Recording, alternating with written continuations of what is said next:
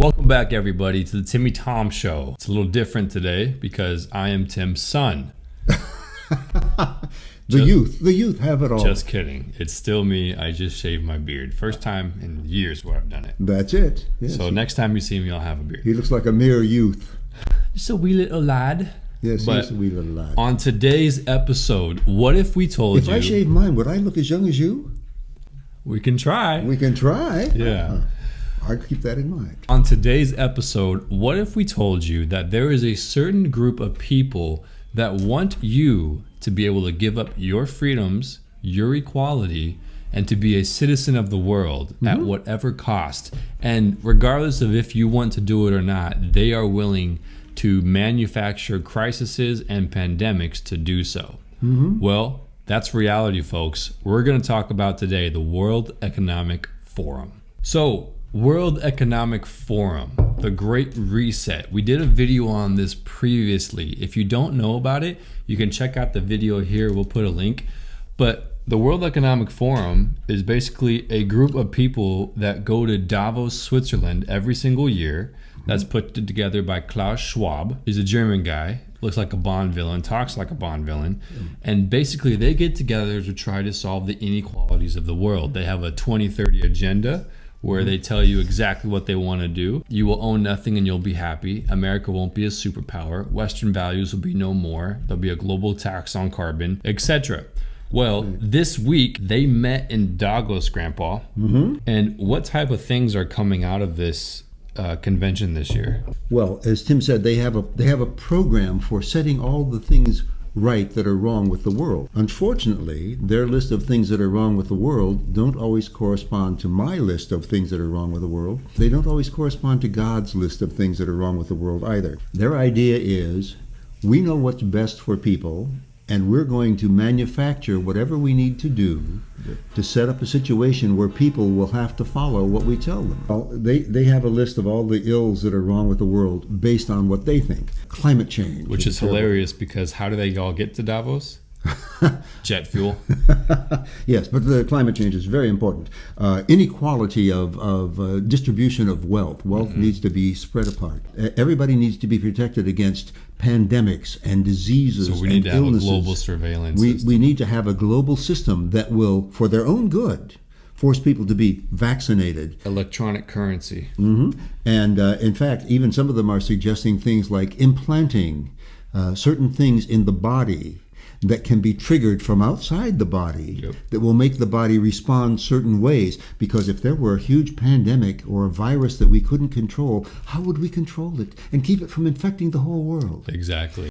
Because they are so wise and so benevolent, they will be happy to be in control of all these things for the betterment of everybody else. Pretty much. Yeah, it's funny how that works out. Jack Posobiec is a journalist with Turning Point USA and other organizations.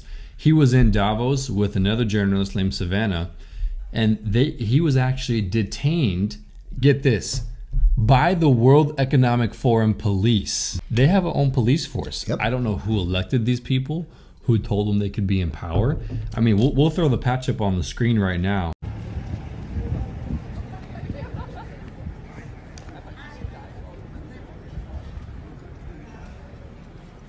It's very dystopian. Listen to what Jack says. Excuse me, can I ask you why you're detaining this journalist? Can you put the phone away, please? Can I ask you why you're detaining this journalist? I don't answer your question. Is it we're not able to report here? Please put the phone away. Okay. Can I ask you guys Yeah, why you you're can. being Can you? detained? Yeah. Can you please stop filming? Then we can talk. Why do I need to stop filming? Because I ask you to. I think it's Is there very a reason sensitive. he specifically was targeted? There is a reason because we have to have a reason to control a What was the person. reason? What was even more interesting is they started asking, tell me what Turning Point USA is. Turning Point USA has sent you out there. Who is that? What are they about? What kind of footage do you have? Then they said, can you show us the footage? Can you show us the various footage that you have? Come on back into our van. And they tried to take one member of the crew back into their van to show the footage. I said, no. They do not have the First Amendment here. They do not have freedom of the press the same way we do in the United States with that kind of latitude. Did you catch what he said? They have no First Amendment there. Now, Savannah also reported on this, And basically she said when she put them on camera, they didn't want to be on camera. As soon as they found out that this thing was getting bigger than they thought it was going to be, they said, okay, we're going to get back in our vans and leave. That's it. Yes, they not only wanted it on camera, then they wanted to confiscate their phones and the cameras so that nothing could be put out. And when the question was asked to them, what you're detaining this person, under what law or what regulation are you detaining them? We can't tell you that. Well, why not? Well, I don't have a phone and I can't look it up. Well, I have a phone, I can look it up. No, that's not good enough. Give me your phone. Yeah. It's very soothing and very democratic. Show me your papers. Yes. The thing that is so scary is the fact that it's always for your best interest that they are doing this. It's never because they want to accumulate the power. And believe me, these people already have the power and a lot of wealth. You know, and how does this relate to us? It actually relates very big. Just this last week, especially in the last 2 weeks, the people who are also meeting at the World Economic Forum, a lot of your favorite companies, Google, Nestle, Hershey's, I mean, all these companies, Microsoft. But what's also interesting is the World Health Organization is going to be there, WHO, yes, in order to fight the next pandemic. Because there will be a next pandemic. There will be a next pandemic. There will be. And if there isn't one, we'll make one. What they want to do is basically have a governing board that's sovereign over all nations, so that even America, if the WHO says something and says, hey guys, you guys all need to shut down, or you need to put everybody vaccinated, or put them in camps, or isolate them, or execute them, that's going to take precedence over our Constitution, your personal freedoms, and over every single constitution, republic, democracy in the world. Working on a treaty of which we will see the first draft on August 1st of this year, which is called the World Health Organization Pandemic Treaty, which, as you said rightfully, will be a legally binding treaty for practically every single nation on the earth. So once a new pandemic hits, and those are their words, not mine, we will have a united response to how to deal with the pandemic, meaning that there will be this organization that is not democratically elected, that we didn't vote for. We don't even know exactly who is in it or who we can hold accountable for the things that they will impose on us, is going to basically create laws that will decide how our respective nations are going to respond to a new crisis, a new pandemic.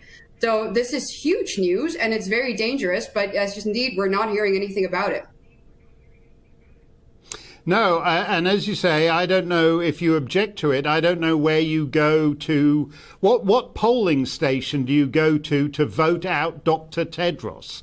There isn't one anywhere on the planet. And all it ensures is that their disastrous performance during the last 2 years, I mean, basically they've been in the pocket of China. That's why this is the first pandemic where 2 years have gone by and we don't have a reliable answer on where it came from or how it got out. That is going to be discussed at Davos this year. And there already are many, many countries in the free world that are saying, we'll sign up for that. We'll give up our authority to the World Health Organization because a pandemic is a terrible thing. Yeah. And we need some group that can force, for the good of everybody, but force everybody to conform to the rules of the pandemic. I have a question for you. Sure, shoot. There was a terrible thing that happened in Texas. Yes, there was. A evil, deranged, cowardly person went in and shot all these kids out of school and teachers as well. The reason I bring this up is we don't have a gun problem, we have a sin problem. But for the World Economic Forum and for the WHO, the World Health Organization, what happens if they suddenly say there is an epidemic of gun violence? Well, and therefore we need the citizens of the world, especially in America, to get rid of your guns. Oh, that's not far-fetched. They've already floated that idea. They've always also floated the idea that the World Health Organization can label anything a health crisis. Yeah. So gun violence could be a health crisis, and for health reasons, you've already agreed to work that we get to make the rules for you. You know, gun control, right, for them is all related to mental health, and they want universal background checks. What if the universal background checks are from people that they've chosen to do the background checks, and then they determine, oh, guess what? You're a Christian? You're conservative? You don't pass the mental health check. In fact, you need to be somewhere else. That's it. There already are governmental organizations, even in America, that consider Christians to be terrorists. Even our own State Department has we're on the declared terrorist that watch the list. moms who showed up at the school board meetings were terrorists. Yeah, But yeah. we- Parents at the school board meetings are labeled domestic terrorists by the FBI Yeah. now, and they're on the FBI watch list. Well, let's not digress too much. Yeah. Let's let you hear some of the stuff from these people's own mouths. So this is from Klaus Schwab. He just sounds like a Bond villain, but listen to what he says in the beginning. The future is not just happening. The future is built by us, by a powerful community as you here in this room. The future's not just happening. The future's being built by us. Woo! He was talking to the people at the forum. The He level wasn't of- talking to the public. The level of narcissism that you have to have for these people. How about this? I mean, these people were on the front lines during COVID of making sure that they use this to their advantage. This is the former New Zealand Prime Minister Helen Clark. The reality is that political resolve to fight COVID is waning. Popular support for measures is waning. You know, people are over COVID. The problem is it's not done with us, but we're in danger of losing this moment for transformative change. We could do that. In fact, we will do that as soon as the Antichrist takes power in this world. We will have a government figure around which all this can center. And if you're wondering about who the Antichrist is, you need to check out the interview I just did with my grandpa, the new video all about a thief in the night, and then go watch the movie. That'll give you some insight to that. Yeah. But this is very interesting. I mean, these people are so pompous. She basically says people are over COVID, but it's not a good thing because we didn't tell them they could be over COVID yet. Right. And we're losing the opportunity to control things. That's it's absolutely insane. Did you catch Bill Gates sitting right next to her too? Ah, yes. Yeah. Here's the biotech CEO. Oh, I love this one. This is a global infrastructure. You know, we now know that ultimately we're only as strong as the weakest among us, and so we need a global surveillance infrastructure. I guess the good news is, as we're deploying this infrastructure around the world, you know, we can't prevent future outbreaks, but we should commit to say this could be the last pandemic we see. So he wants a global surveillance infrastructure to basically stop against pandemics. So what does that mean, though? I mean, I think we already saw some of this. You remember, like, the contact tracing? Have you been in front of anybody who has COVID in the last 72 hours? Do you feel this? Do you feel that? Right? This is going to take it one step further. Well, it's interesting. He said it's a surveillance, a worldwide surveillance that can be used for not only pandemics but other health problems. Yes. What he didn't say is a surveillance system that surveils everyone can be used for any purpose. Exactly. And whatever they want. And whoever they deem as a public health threat. Well, as I said, so many things today can be labeled public health. Well, even racism is labeled as a public health. It's a public health issue. Now. Climate change. If you don't believe in climate change, it's a public health issue. Yeah. If you don't believe in it's really, abortion, it's a public health issue. It's really ingenious in the sense that people with health, they want the promise of life, and they're also scared to die. And if you can bank on that and have everything be under the guise of health, like the World Health Organization, then people will want to live, and they're scared to die. You can control them. Well, we have wonderful evidence of that. Everybody is required to wear a mask. There is a ton of scientific evidence that the masks that we wore had no effect whatsoever on any COVID that might be floating in the air. Right. None. And yet, we're still told, wear your mask. In fact, even though the mask mandates have been taken away in most places, I still go some places where people go, you have to have a mask. You have to have a mask. Yeah. Most of them don't, but there still are a few that do. The world has become so sophisticated that those who want to control everybody will only do it in terms of what's for your good. Yeah. We're going to do it for your good. Yep. You know, we have a God who's interested in our good. But he doesn't force people to do it. He lays out his plan, and any who are willing and want to come, they come. And believe me, the benefit from coming to God will outweigh any plan that man comes up with. Yeah. Not even measurable. Exactly. Not measurable. But God says, look, here's the truth. Mm-hmm. If you're willing to look at it and examine it and come to me, your eternity will be perfect. And what's important to remember too, God said to Adam, let them have dominion over all that's on the earth. God trusts you to self-govern yourself. Mm-hmm. He doesn't trust a group of a inner circle elites to know what's best for your life. That's not in God's design. In fact, in Psalm 33, he says, the Lord foils the plans of the nations. He thwarts the purposes of the people.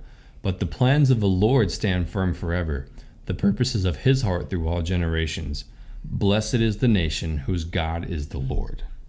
Amen. And that's true. God's wisdom stands above all earthly man-centered wisdom. The scripture also says, the heart of man is deceitful. That's right. Deceitful above all things. Yeah. Unless God has regenerated the heart of each individual, it's the most deceitful thing. That's right. Now, God's willing to change anybody's heart, and he does change everybody's heart who comes to him. Exactly. But those who don't are still operating with the most deceitful thing in the universe. Yeah. The heart of man. And that's the problem. Yep. But Jesus is the solution.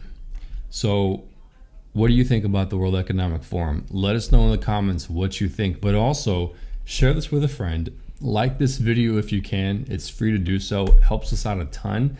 And check out the past videos we did before. Yeah. So, and while you're doing that, I'm going to think about shaving my beard because I want to look like Tim. Don't do it. Yeah. Thanks for watching. We'll see you next time on the Timmy Thom Show. God bless you.